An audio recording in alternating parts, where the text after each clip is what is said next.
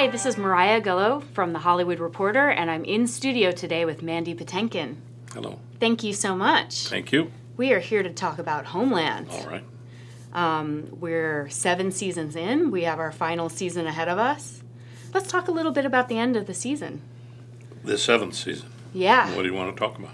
I want to talk about the fact that we're looking at possibly the most emotional season yet to date between Saul and Carrie.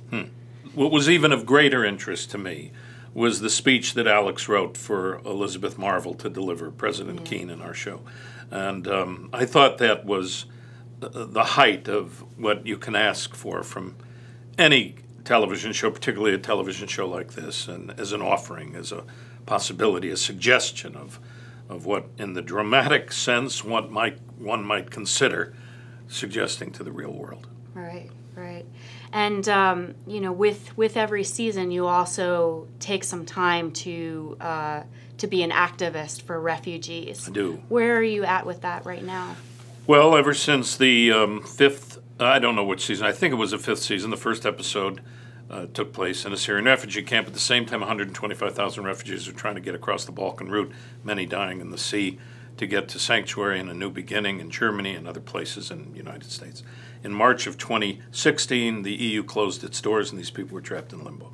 Every year since 2015, the day after we wrap our season, I get on a plane and I go somewhere with the International Rescue Committee to a refugee crisis somewhere in the world. Last year I took my wife, this year I took my wife and my eldest son Isaac to Uganda, where the conflict is on the South Sudanese border and in South Sudan, and 1.4 million refugees have come across the border between South Sudan and Democratic Republic of Congo and Burundi. We went to 2 refugee camps in Uganda, the Bidi, which has 290,000 refugees, and Mvepi, which has 130,000. It was an extraordinary difference from other places we've been because Uganda was a real lesson to be had in terms of welcome. It was about building welcome, not walls. The people are extraordinarily generous.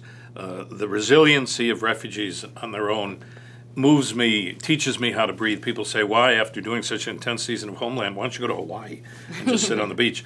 Because these people teach me how to live, the unimaginable horror and conflict that they've lived through, and yet they play drums and they dance and sing music, and they're women's centers for gender-based violence where they cry and they weep and they go on and they build their homes, and every person there is given 1/8 of an acre. And in this one refugee camp they built 37 primary schools and 7 secondary schools and a birthing center for pre- and postnatal care where 1,400 babies have been born since October 2016. And their moral, ethical value, because the Ugandan people were refugees a few years ago when their own conflict, and they knocked on the South Sudanese door. My grandfather had an expression in Yiddish called a redel zet redlach, which means the wheel is always turning. So if you're on top, don't think that you're on top forever. The wheel's turning and one day you'll be on the bottom. Yeah. So when somebody comes knocking on your door, offer help. As the South Sudanese people did. Now they're asking for help, and their brothers and sisters in Uganda are offering it to them. And the larger question at hand, aside from the privilege that I'm given by being in a television show that has a global platform and I'm able to be the voice for those who have no voice. And that's all I can promise them, is to share their stories. But the bigger question is the conflict. These are innocent individuals that didn't ask for the conflict, yet they're the victims. And the larger question is, what do we do as people that aren't living in a conflict situation? We have more power than anyone. You don't need a Hollywood Reporter studio set. You don't need to own a newspaper, have a television show or a talk show or a TV show or have the most money in the world. You have the most power. You have what's called a vote. A vote. And if your leaders are not matching your moral, ethical code of standard for the very basics of human existence, then go out and find out who those leaders that are running for office in your neighborhood, your county, your country are, and work to get them elected. And if you don't know those people, find out people who do. And that is such an important request that I make to everyone. I don't care who you vote for, but apathy isn't an option. And that's the privilege of being in this country, to have your voice heard and exercise it, or please don't complain. Yes. So after seeing a successful refugee program like Uganda, do you feel a sense of positivity in how maybe this can be used as a model to help other countries with their refugee programs? 100%. That's what was so extraordinary about this particular visit. It's so different from the refugees that are caught in limbo because in March of 2016, the EU shut its doors. America shut its doors essentially. I mean, not completely, but at the end of the previous administration, we were accepting 85,000 refugees, which we did, and the quota was brought up to 110,000. And then this new administration came in and brought the quota down to 50,000. Then they brought it down to 45,000, and it's already June, and approximately 23,000 plus have been brought in. No, 10,000 plus have been brought in, which means by the end of 2018, we will barely make half the quota for the United States. And that is because of all the red tape and bans, et cetera. And there's something else I really, really want to say. And this is so important, and I don't like to spew a lot of facts, but we live in a post-truth world, and it's no joke. And facts sometimes are extremely important. And politicians particularly use false information to get themselves elected, like refugees are a danger to your community or are going to harm you. And that's not true. That is as untrue as any statement that can be made. Why? Because here are some facts that I learned through the privilege I have by my association with people in the intelligence community from the association I have with Homeland. And they've given me essentially a PhD course on vetting. To become a refugee to the United States, and the United States vetting program is considered to be the gold standard of vetting. To become a refugee, the UN has about 9 stations, I think 9 stations around the world. So you as an individual or a family go there first and have to be vetted by them to see if you can even make it through a 2-year process of being vetted. Once you get through that process, it never ends. You're vetted when you get on the plane, you're vetted when you get off the plane. And if you and I are brother and sister, and I do something wrong, your life is in danger. Then, and we could all be shipped back. So refugees that come to the United States, and here's the only fact I offer, is since 1970, not a single terrorist incident has taken place by a refugee in the United States of America. Not a single terrorist incident has taken place by a refugee in the United States of America. So those that tell you you need to be afraid of them, it's the oldest game in the book. It's a way to gin up the fear so that you vote for me and I'll keep you safe. These are the safest citizens in our country. And when you think of why you and I are sitting here, or anyone in the studio, or anyone listening at home, it's because our ancestors had the privilege of being welcomed with open arms by this country. And that's who we are. That was our moral, ethical nature and symbol to the world. And we've lost track of that. And it's time to get a hold of it again, rebuild it, and remind ourselves. So exercise your vote. If you are not pleased with the moral, ethical nature of the leadership at hand, you can change it by voting. Right. Absolutely. Well put. Thank you. It sounds like your character, Saul Berenson, has really changed your life. Playing this character, dealing with the people that you've dealt with on Homeland, all of the security advisors, the refugees. It's life-changing. Life-changing without a doubt. One of the great privileges of my whole career. For several reasons. One, just the quality of the company in the job itself. I knew the pedigree when I signed up with Claire and our writers, but I never imagined that it would be as extraordinary as it had become. And the grace and gift of Claire Danes to me, and the gift of Alex Gonza and our whole writer team, and the gift of our whole crew and all the actors. But then when it becomes successful, and it's not just successful in our country, all over the world, so it affords me, an actor, a platform to be the voice for some of the most vulnerable people in the world who have no voice. If you ever told me that I'd have that privilege earlier on in my life, I would have said, what are you talking about? But it has been such a gift to my life for the rest of my life that I can't get over it. What's the gift of Saul Berenson? Of so many things. But what my wife and kids would say, I guess the way he listens and the way Mandy has absorbed some of those skills of listening. Doesn't seem like that right now because I'm just talking constantly, but and brought them home. So I apologize. But it's just been one of the gifts of my life on so many levels. Yeah. And to be the voice for the most vulnerable in the world because of this job as an actor is the singular greatest gift. Yeah. And, you know, speaking of this job, I can tell that you're a very compassionate person. And the character of Saul, you've said before on a roundtable, is much more subdued because the editors tend to use your subdued takes.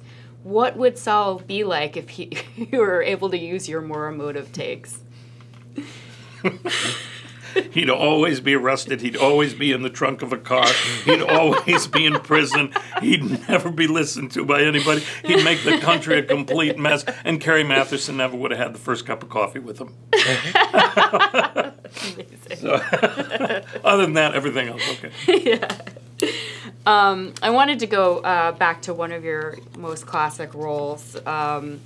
You were in the most quotable movie of all time, The Princess Bride.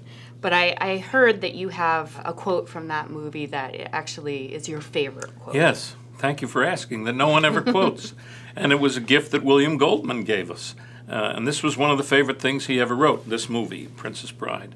And he says toward the end of the film, which I didn't hear or pay attention to when I was a young 36-year-old Mandy making the movie, but a 50-some-year-old Mandy heard it and went, oh my God. And it's the words that Inigo says to the man in black at the window right after the princess, Robin Wright, jumps out the window and falls into Andre's arms. Mm-hmm. And Inigo turns to the man in black, who asked him if he'd like to be the new Dread Pirate Roberts.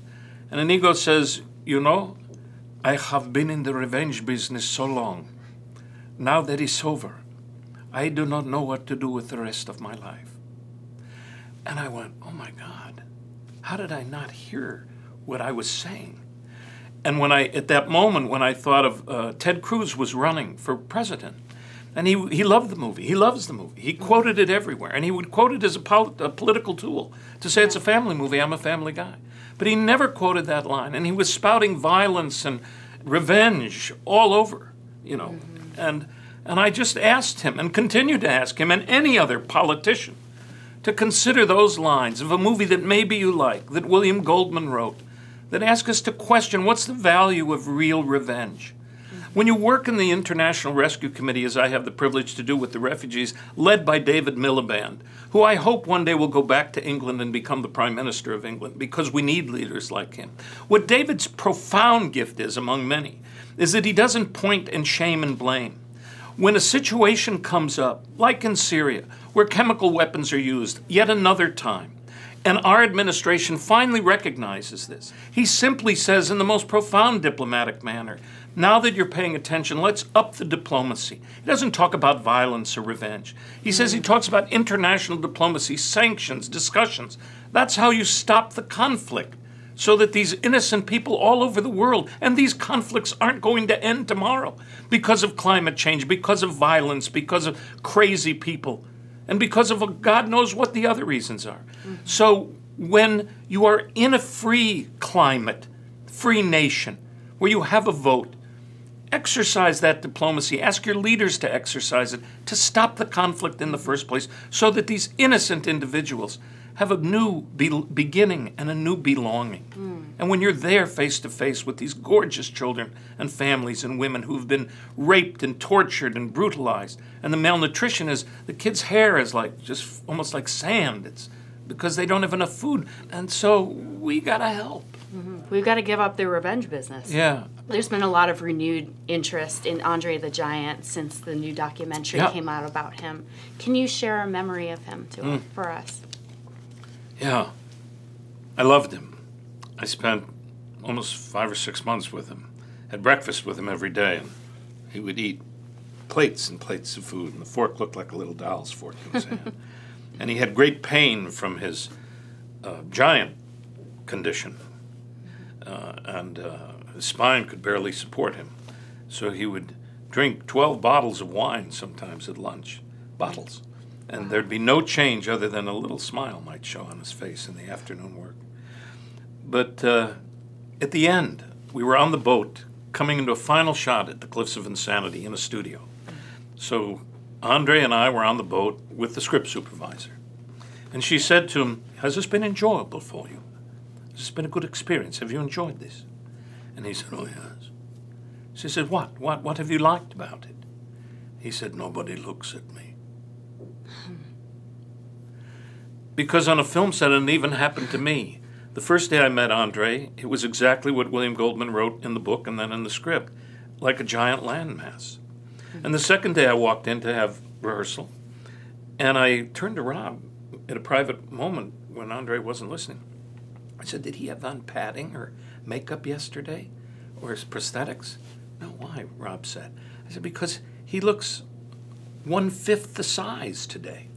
Because our brains immediately normalize anything that seems shocking or unfamiliar the first day. And the most beautiful thing that happens, those of you who haven't been on a film at home, and particularly in England, when the shot's going on and the crew doesn't have to pay attention, they want to, as soon as work's over, they want to get to the pub. So it's the final day of shooting. We're at Shepperton Studios. The last shot happens. And the crew, they were in lines like at Disneyland. They brought their families, all to wait to introduce their family to Andre, their children to Andre, their relatives to Andre, to have a photograph with Andre. And he waited for hours until everyone got that. And I've never seen anything like it. What a sweet man. Oh my God. He's the definition of a gentle giant. Well, Mandy, thank you so much for sharing that with me. Thank you. The show is Homeland. It's on Showtime, and we will see you for season 8. I'll be there. Thank you. Thank you.